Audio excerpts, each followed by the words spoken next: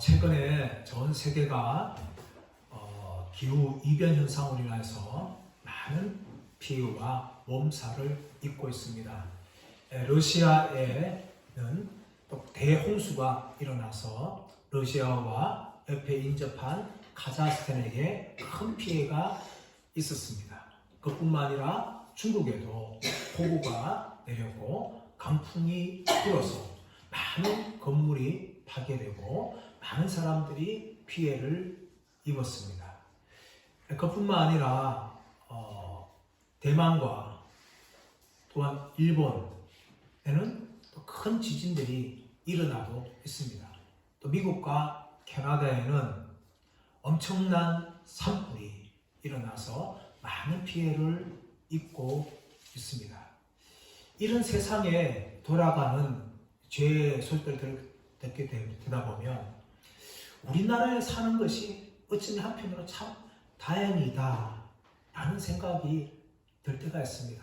하지만 우리나라에도 일본의 지진이 앞으로 우리나라에 찾아올 수 있다 하는 전망이 있습니다.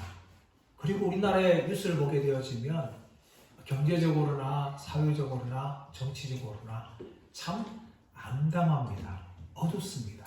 그래서 많은 국민들이 어떻게 우리나라에서 살아갈 수 있을까 하는 생각을 가지게 되어지고 미래에 대한 두려움이 우리 가운데 생겨나기 시작합니다. 이러한 우리들에게 지난주에 말씀을 나누었던 로마서 8장 28절 말씀은 참으로 위로를 주고 있습니다. 사도 바울은 로마서 8장 28절에서 우리가 알거니와 하나님을 사랑하는 자 곧 그의 뜻대로 부르심을 입은 자들에게는 모든 것이 합력하여 선을 이루느니라 라고 말하였습니다. 이 말씀을 통하여서 우리는 미래에 대한 두려움을 이길 수 있습니다. 또 현재 찾아오는 수많은 고난 때문에 우리는 넘어지지 않을 수가 있는 겁니다. 왜냐하면 하나님께서 우리의 모든 것을 합력하여 선을 이루시기 때문입니다. 그렇다면 하나님께서 무엇 때문에 무엇을 위하여서 우리의 모든 것을 합력하여 선을 이루실까요? 거기에 대해서 오늘 본문은 우리에게 말씀하고 있습니다. 29절 3절 말씀 보시면 하나님이 라고 시작을 합니다. 그런데 우리 한글 성경에는 29절 30절에서 하나님이 라는 주어가 한 번만 등장합니다. 하지만 헬라어 성경에서는 하나님이 라고 한 번만 등장하는 것이 아니라 무려 하나님이란 이 단어가 8번이나 등장을 합니다. 그래서 오늘 20절 30절 말씀 보시면 하나님이 미리 정하시고 하나님이 미리 아시고 그리고 하나님이 미리 정하시고 하나님 미리 정하신 하나님께서 또 미리 하나님 우리를 부르시고 하나님이 부르신 우리들을 향하여서 하나님이 또한 우리 모든 것을 구원을 이루 가신다 해서 무려 8번이나 이것을 등장합니다. 전능하신 하나님, 창조주 하나님, 사랑의 하나님이 우리의 구원을 시작하시고 우리의 구원을 이루어 가신다는 것을 강조하면서 하나님이란 단어를 무려 8번이나 이 29절 3절 말씀에서 사용하고 있는 겁니다. 그뿐만 아니라 이 두 구절에는 동사가 등장하는데 이 동사가 뭔가 시제가 다 능동적인 동사예요. 능동적인 동사. 그리고 이 능동 동사가 의미하는 무엇인가 하면 하나님이 우리의 구원을 계획하시고 이루어 가시는데 반드시 이루어 가신다는 것을 확실하게 강조하기 위해서 사도 바울은 능동적인 동사를 사용했다는 거예요. 그뿐만 아니라 이 동사의 시제가 과거입니다. 이미 하나님께서 우리의 구원을 다 이루셨다는 것이죠. 앞으로 이루어 가실 것이 아니라 우리의 구원은 이미 과거적으로 이루어진 것이다 라는 것을 설명하기 위해서 사도 바울은 현재 시제의 동사가 아니라 과거 시제의 동사를 사용하였습니다. 그러므로 하나님께서는 이 로마서 8장 29절 30절 말씀을 통하여서 우리의 구원은 이미 하나님께서 이미 다 완성하신 것이다 라는 것을 우리에게 증거하고 있는 겁니다. 이렇게 5가지 동사를 사용하는데 무려 능동적인 동사를 사용하고 또 과거 시대 동사를 사용하면서 하나님의 이 구원은 너무나 확실한 것이며 또 하나님께서 이미 이루신 것이라는 것을 이렇게 사도 바울은 강조하고 있는 겁니다. 여기에 대해서 이 벤자민 워필드라는 이 미국의 유명한 신학자는 끊을 수 없는 5개의 금사슬이다 라고 이야기합니다. 끊을 수 없는 이 고리를 가진 5개의 금사슬이다. 이것이 바로 오늘 사도 바울이 하나님이라는 주어를 8번을 사용하고 동사를 5가지를 사용하되 능동적인 동사와 과거적인 동사를 사용하면서 강조하고 있는 겁니다. 그것이 무엇입니까? 다시 한번 확인하면 하나님이 우리의 구원을 확실하게 이루실 것인데 그 이루신 구원은 앞으로 되어질 것이 아니라 이미 하나님이 과거에 다 이루신 것이라는 것을 사도 바울이 로마서 8장 29절 말씀을 통하여 우리에게 강조하고 있는 겁니다. 첫 번째 무엇입니까? 29절 말씀 보시면 하나님이 미리 아셨다. 하나님이 미리 아셨다. 미리 안다는 거죠. 미리 알았다는 건 뭡니까? 앞으로 되어질 일들에 대해서 미리 알았다는 거예요. 이것을 이제 구원에서 증명할 때에 어떤 신학자들 같은 경우는 우리가 구원받은 것은 하나님 미리 우리가 미래에 믿을 것을 미리 아시고 그 예지에 근거하여서 하나님께서 구원하신 자를 미리 알았다라고 이야기합니다. 이것을 보면 참 한편은 이해가 갑니다. 하지만 이 주장은요 치명적인 오류를 가지고 있어요. 하나님이 미리 우리가 미래에 믿을 것을 아시고 우리를 구원하시기로 작정하셨다는 것은 구원의 근거가 하나님의 은혜에 있는 것이 아니라 우리의 공로에 있다는 것이죠. 다시 말하면 구원의 근거는 하나님과 하나님의 은혜에 있어야 되는데 그 구원의 근거가 우리 자신과 우리의 공로에 있는 것이죠. 그렇다면 이것은요 성경이 말하고 있는 구원행과 전혀 다른 겁니다. 사도 바울이 무엇을 말하고 있습니까? 우리가 구원받은 것은 우리의 행위에서 난 것이 아니라 전적인 하나님의 은혜다 라고 말합니다. 그렇기 때문에 우리가 믿는 것 그 자체가 공로가 되어서 구원받은 것이 아니라 전적인 하나님의 은혜로 구원받았다는 것이죠. 또 한 가지 무엇인가 하면 앞으로 믿기로 된 사람들 구원한다면 그 믿음이 어디서 나왔을까요? 원래 우리는 하나님과의 하나님과 원수였고 하나님을 알지 못한 자들이었습니다. 그러므로 우리 스스로는 믿음을 가질 수가 없어요. 그런데 이 하나님의 은혜 상관없이 우리가 믿기로 된 자들이라면 우리가 가진 믿음이 어디서 나왔는지에 대해서 전혀 설명할 수가 없는 겁니다. 우리의 믿음은 무엇입니까? 하나님이 은혜를 주셨기 때문에 우리에게 믿음이 생긴 거예요. 그러므로 이런 신학자들의 주장은 우리가 미래에 믿을 것을 하나님 미리 아시고 그 예지에 근거해서 우리를 구원하게 작정했다는 것은 전혀 성경의 주장과 다르다는 것을 우리가 알 수가 있습니다. 자, 그렇다면 하나님이 우리를 미리 아셨다라는 의미는 무엇을 말할까요? 미리 알다라는 이 헬라 단어가 프로기노스코라는 단어입니다. 프로기노스코. 프로라는 접두어와 이 기노스코라는 동사의 합성어입니다. 그런데 이 성경에서 이 알다, 이 기노스코라는 단어는요, 단지 지식적인 알을 이야기하는 것이 아니에요. 이 알이라는 것은 인격적인 알을 말하고 관계적인 알을 말합니다. 이 기노스코라는 단어가 구약에서는 히브리어 야다, 아담이 하와와 동침하다 할 때 그 관계적인 단어를 설명할 때 야다가 번역된 단어예요. 그러므로 이 기노스코 알다는 것은 단지 머리로만 아는 것이 아니라 인격적으로 관계적으로 아는 거죠. 우리는 뉴스를 보고 또 많은 소도 접하면서 나 윤석열 대통령 알아. 나 누구 연예인을 알아. 이렇게 쉽게 이야기합니다. 그 안다는 것은 무엇을 말합니까? 단지 지적으로 아는 것이죠. 아, 뉴스에 나오는 윤석열 대통령 내가 알고 있다고. 어느 연예인 내가 알고 있다고. 프로필 다 깨고 있어도 알고 있다는 거죠. 그렇다면 문제는 뭔가 하면 윤석열 대통령이 그 유명한 연예인이 우리를 모른다는 거죠. 이것은 기노스코가 아니에요. 기노스코는 인격적으로 관계적으로 아는 건데 하나님이 바로 우리를 이렇게 안다는 겁니다. 더 나아가서 미리 안다는 건요, 우리를 사랑한다는 겁니다. 아모스 3장 2절 말씀 보시면 내가 땅의 모든 족속 가운데 너희만 알았나니 라고 이야기합니다. 여기서 안다는 것이 바로 야다예요. 또 더 나아가서 신명기 7장 10절 말씀 보시면 여호와께서 너희를 기뻐하시고 너희를 택하시면 너희가 다른 민족보다 수요가 많기 때문이 아니니라. 너희는 오히려 모든 민족 중에 가장 적으니라. 여호와께서 다만 너희를 사랑하심으로 말미암아. 하나님께서 이스라엘을 안다는 것은 뭡니까? 그들을 사랑했다는 겁니다. 이것이 하나님의 알미예요.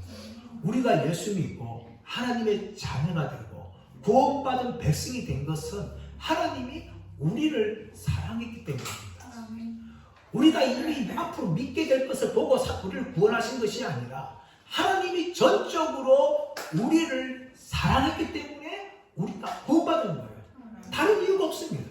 우리가 구원받기에 무엇인가 합당할 만한 자격을 갖고 있는 사람들이든지 아니면 무엇인가 능력이 뛰어나든지 그런 것이 아니라 하나님이 전적으로 우리를 사랑하셨어요. 그렇기 때문에 우리가 구원을 받은 겁니다. 다른 이유가 전혀 없습니다. 우리가 구원받을 만한 자격이 있어서 그런 믿음이 있어서 구원받은 것이 아니라 하나님이 우리를 사랑하심으로 알았기 때문에 우리의 구원이 시작된다고 사도 바울이 말하는 것입니다.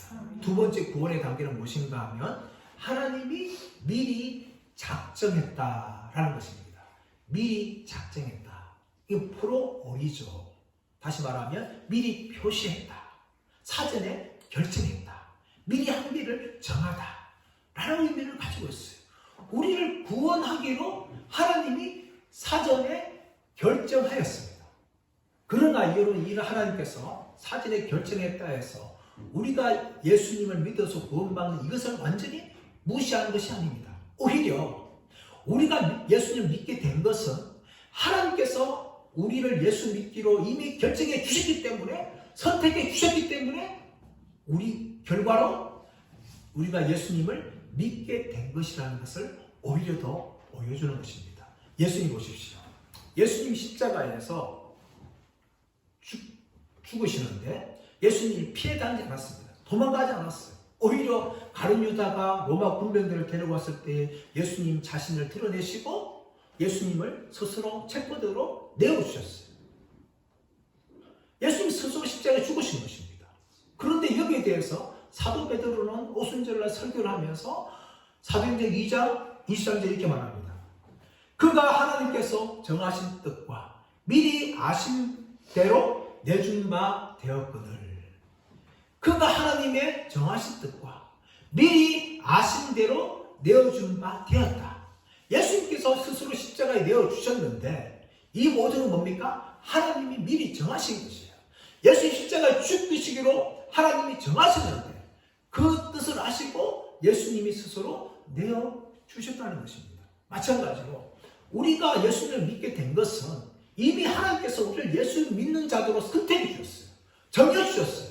그렇기 때문에 하나님의 때와 방법으로 우리가 예수님을 믿게 되었고 예수님을 구주로 고백을 할 수 있게 된 것입니다.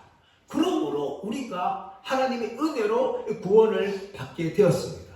여기에 대해서 에베소 1장 4절 5절 말씀에서는 곧 창세전에 그리스도 안에서 우리를 택하사 우리로 사랑 안에서 그 앞에 거룩하고 흠이 없게 하시려고 그 기쁘신 뜻대로 우리를 예정하사 예수 그리스도로 말미암아 자기의 아들들이 되게 하셨으니. 우리가 언제 선택받았어요? 창세 전에, 이미 하나님께서 세상을 창조하기 전에 우리 각자를 하나님의 백성으로 선택하시고 하나님의 백성으로 정해주시고 그렇게 구원하시기로 결정하셨다는 거예요. 그렇기 때문에 우리에게 믿음이 생겨서 예수님을 믿게 되었고 지금도 예배를 드릴 수 있게 된 것입니다. 그러나 이것은요, 우리가 예수님을 믿기로 결정한 이 모든 것을 무시하는 것이 결코 아닙니다. 우리는 예수님을 고백함을 통하여 믿게 되었습니다. 나의 구주로, 나의 하나님으로 그렇게 우리가 고백하면서 예수님을 믿게 되었는데 미리 선택하심을 통하여 그 믿음이 생겨났다는 것을 오늘 본문은 우리에게 강조하고 있는 겁니다. 내가 지금 믿고 있다는 것은 이미 창세전 하나님께서 나에게 믿음을 주시고 하나님의 백성으로 택하신 것을 이미 결정하신 것이에요. 그래서 우리가 때가 되어서 예수님을 나의 구주로 고백하며 믿게 된다는 것입니다. 그렇다면 여러분, 왜 하나님께서 이렇게 우리를 창세전부터 하나님의 백성으로 이렇게 택하시고 미리 결정하셨을까요? 29절 말씀 볼까요? 29절 말씀 다시 보시면, 하나님이 미리 아신 자들을 또한 그 아들의 형상을 본받게 하기 위하여 미리 정하셨으니 이는 그로 많은 형제 중에서 맏아들이 되게 하려 하십니다. 하나님 왜 미리 정하셨어요? 그 이유는 뭔가 하면 그 아들의 형상을 본받게 하기 위하여. 그 아들이 누굽니까? 예수 그리스도입니다. 예수 그리스도의 형상을 본받는다. 예수님을 닮은 자로 세우기 위해서 우리를 창세전에 구원하기로 결정을 하신 거예요. 미리 정하신 것입니다. 그 이유가 뭔가 하면 바로 예수님을 닮아가는 거죠. 이것이 신학적으로는 성화를 말합니다. 우리가 예수 믿고 거듭난 그 순간부터 우리는 예수님을 닮아가는 삶이에요. 점점 닮아가는 거죠. 평생을 닮아가는 겁니다. 그뿐만 아니라 이것을 통해서 예수님이 우리의 맏아들이 되게 하려 하십니다. 맏아들은 지난주에 말씀을 살펴봤던 것처럼 특별한 아들, 뛰어난 아들을 말합니다. 우리가 예수 믿을 때에 다 모두가 다 하나님의 아들이 됩니다. 그러나 우리가 하나님의 아들 됐다 해서 예수 그리스도와는 다른 존재죠. 왜냐하면 예수님은 하나님의 친아들이고 우리는 하나님의 양자들입니다. 하나님의 아들이 되었지만 예수님은 우리의 맏아들이 되심을 통하여 우리의 경배와 찬양을 받으시기에 합당한 분이라는 것을 성경은 우리에게 가르쳐주고 있는 것입니다. 그러므로 예수님의 이름으로 기도하고 우리 예수님을 향하여 찬양할 수도 있는 것임을 이야기합니다. 세 번째로, 이렇게 하나님이 우리를 미리 아시고 또 미리 정하신 다음에 무엇을 하셨을까요? 우리를 때가 되어서 불렀습니다. 29절 30 말씀 보시면 미리 정하신 그들을 또한 부르시고, 하나님이 미리 정하셨어요. 정하셨는 때가 되어서 우리를 뭡니까? 하나님이 부르셨다는 거예요. 우리가 부름받은 것은 하나님의 부름 때문입니다. 성경에는 이 부르심에 대해서 두 가지를 이야기합니다. 하나는 외적인 부르심, 하나는 내적인 부르심을 말합니다. 외적인 부르심은 무엇인가 하면 우리가 복음을 전함을 통하여서 복음을 듣고 복음을 듣는 것을 외적인 부르심이라고 이야기합니다. 만약에 이 외적인 부르심, 이 전도라든지 선교가 없다면요, 복음을 들을 수 있는 기회가 전혀 없습니다. 로마서 10장 14절에서 그런즉 그들이 믿지 아니하는 일을 어찌 부르리요? 듣지도 못한 일을 어찌 믿으리요? 전파하는 자가 어찌 들으리요? 라고 말합니다. 우리나라도 마찬가지 아닙니까? 우리나라는 과거에 우상을 숭배했어요. 예수님을 전혀 알지 못하였습니다. 그러나 외국에 있는, 미국에 있는, 영국에 있는, 호주에 있는 수많은 선교사들이 찾아와서 우리나라에 복음을 전하였어요. 그래서 믿게 되어진 것이죠. 통계에 의하면요, 한 사람이 예수 믿는 데 있어서는 무려 적어도 7명의 사람들 통하여서 복음을 듣게 된다라고 이야기합니다. 이렇게 복음 전도라든지 선교가 무엇인가 하면 하나님이 외적으로 불러주는 거예요. 그런데 외적인 부름이 있다 해서 다 예수님을 믿는 것이 아닙니다. 어떤 부르심이 있어야 되는가 하면 그런 복음을 들을 때에 하나님의 내적인 부르심이 있어야 돼요. 우리 영혼을 각자 하나님 불러주시는 이 부르심이 있어야지 우리가 구원을 받는다는 겁니다. 만약에 외적인 부르심만 있으면요, 세상에 있는 모든 사람들이 다 구원을 받아야 돼요. 다 한 번씩은 뭐 교회에 와서 복음 듣게 되고 전도지 받고 다 받았어요. 다 외적인 부르심 받았습니다. 만약 외적인 부르심 때문에 구원 받는다 한다면은 세상에 있는 모든 사람들이 다 구원을 받아야 합니다. 하지만 구원은요, 그런 외적인 부르심에서 일어나는 것이 아니라 그 외적인 부르심이 있을 때에 하나님이 그 사람을 불러주시는 내적 부르심이 있어야지만 구원받는다고 성경은 이야기합니다. 사도 바울이 사도행전 16장에서 빌립보 선교를 합니다. 그때 안식일이라서 기도할 장소가 있을까 싶으면서 기도할 장소를 찾아다니는데 마침 문 밖 강가에 여인들이 모여 있었어요. 그 여인들이 모여서 사도 바울 그들이 가가지고 복음을 전합니다. 많은 여인들이 있었는데 그 중에 한 사람이었던 자주색 옷감 장사였던 루디아가 있었는데 하나님 주께서 그 마음을 열어사 사도 바울의 말을 듣게 하시고 라고 이야기합니다. 루디아가 그래서 예수 믿게 되었는데 그 이유가 무엇인가 하면 그 수많은 여인들 중에서 주께서 루디아의 마음을 열어주시다는 거예요. 그래서 루디아가 사도 바울의 말을 듣고 사도 바울을 동역하는 그런 믿음의 사람이 될 수 있었던 것입니다. 마찬가지로 우리도 마찬가지입니다. 우리가 수많은 복음을 들을 수 있는 기회가 있었어요. 전도를 많이 받았습니다. 근데 많이 거절했어요. 때가 되어서 하나님께서 우리의 마음을 열어주시니까 우리가 믿음으로 반응하게 되어지고 예수님을 나의 구주로 나의 하나님으로 고백하게 되는 겁니다. 그러므로 우리가 구원받는 데 있어서는 이 내적인 부르심이 있어야 되는데 이 내적인 부르심은 전적인 하나님의 은혜라고 말합니다. 디모데후서 1장 9절 말씀 보시면 하나님 우리를 구원하사 거룩하신 소명으로 부르심은 우리의 행위대로 하심이 아니요 오직 자기 뜻과 영원 전부터 그리스도 안에서 우리에게 주신 은혜대로 하심이라. 영원 전부터 우리에게 주신 은혜 때문에 우리가 부름을 받았다고 성경은 말하고 있는 것입니다. 그러나 여러분 성경은 동시에 하나님께서 불신자들을 영원히 멸망하기로 미리 정하시고 또 하나님께서 때에 부르지 않은 아니라고 그렇게 말씀합니다. 이것을 쉽게 설명하면 믿는 자들의 구원은요 하나님께서 창세전부터 정하셨어요. 정하시고 때가 되어서 불러주신 것입니다. 그래서 구원은 전적인 하나님의 은혜입니다. 그러나 불신자들의 이 멸망은요 하나님께서 그들을 이미 구원받지 못하는 자도 미리 정하신 것도 아니라는 것이죠. 그것이 아니라 그들이 왜 멸망당하는가 하면 바로 그들의 불신앙과 거절 때문에 멸망당하는 것이라고 성경은 말합니다. 요한복음 3장 18절 말씀 보시면 그를 믿는 자는 심판을 받지 아니하는 것이요 믿지 아니하는 자는 하나님의 독생자의 이름을 믿지 아니하므로 벌써 심판을 받은 것이라. 그들이 왜 심판받을까요? 불신자가 왜 심판받을까요? 그들이 믿지 않았기 때문입니다. 하나님이 그들을 창세전에 이미 멸망한 백성으로 선택하신 것이 아니라 그들이 믿지 않았기 때문에 멸망한다는 것이죠. 다시 말하면 예수 믿는 우리들이 구원받은 것은 전적인 하나님의 은혜입니다. 구원의 은혜. 그러나 믿지 않는 사람들이 멸망받는 것은 그들이 예수를 믿지 않았기 때문에 심판을 받는 것이라고 성경은 강조하며 말하고 있는 것입니다. 그렇다면 왜 우리가 부름받은 것을 우리가 어떻게 알 수 있을까요? 우리가 부름받았다는 것을 우리가 어떻게 알 수 있을까요? 그래서 로마서 8장 28절 말씀 보시면 돌아가면 우리가 알거니와 하나님을 사랑하는 자 그 사랑하는 사람은 곧 그의 뜻대로 부르심을 입은 자들이다 라고 말합니다. 우리가 부름받은 자로서 증거가 무엇인가 하면 하나님을 사랑하는 거예요.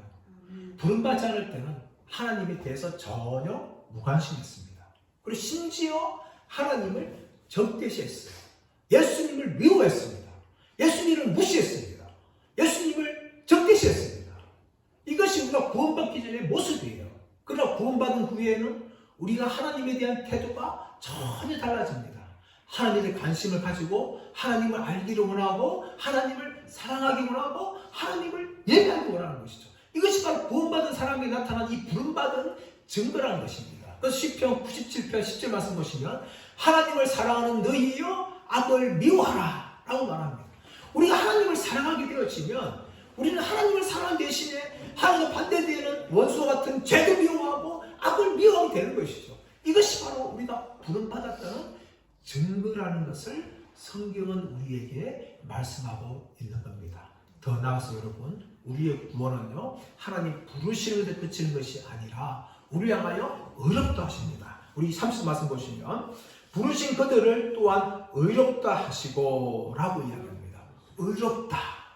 하나님이 예수 믿는 우리들 향하여서 의롭다 라고 이야기합니다. 지금까지 유대인들은요 자신의 의를 가지고 구원받으려고 했어요. 그 의가 무엇이었습니까? 율법을 열심히 지켜가지고 율법을 열심히 지키려고 구원받으려고 했어요. 하나님의 의를 얻으려고 했어요. 이방인이 어떻습니까? 자기 양심대로 이 마음에 기록된 율법인 자기의 양심대로 열심히 착한 일 해가지고 그들도 구원받으려고 했습니다. 그러나 이 유대인들의 의나 이방인들의 의는 하나님 주신 의와 전혀 관련 없어요. 그들의 의를 통해서는 하나님의 의를 받을 수 있는 방법이 없었습니다. 하나님 앞에서 아무리 율법 열심히 지키고 아무리 양심대로 살아도 너는 의롭다 라고 하나님의 인정을 받을 수가 없었습니다. 그래서 하나님께서는 모든 인간들에게 하나님 앞에서 의롭다움을 받을 수 있는 길을 열어주셨어요. 그것이 무엇입니까? 예수 그리스도를 믿음으로 말미암아 받게 되어지는 의입니다.